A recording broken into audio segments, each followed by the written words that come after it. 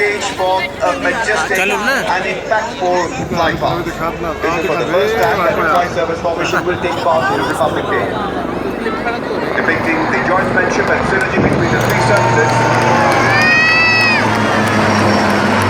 This is the essence of modern warfare. The formation comprises of three alien helicopters flying in big formation. The helicopter is indigenous designed and produced in India. The formation was flying at a speed of 180 kilometers per hour. Breathtaking. The Chinook helicopter. Formation leader in Chinook is Group Captain Rajpath, commanding of the 126 helicopter flight.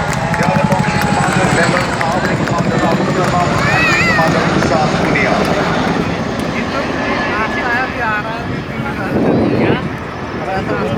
On the adversary.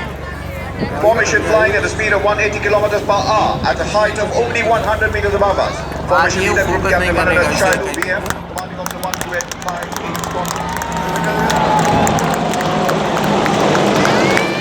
The other formation members are Group Captain Ashok. Areas bridging in Saka.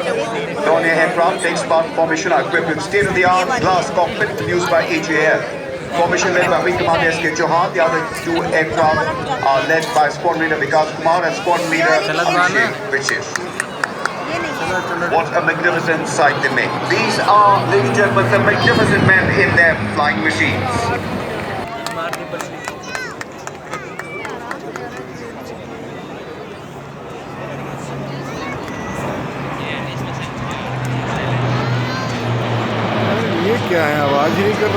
Behind the Hercules formation is Netra, the eye in the sky.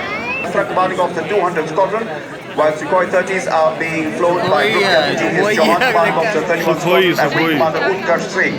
Formation flying at 420 kilometers per hour at a height of only 300 meters above ground level.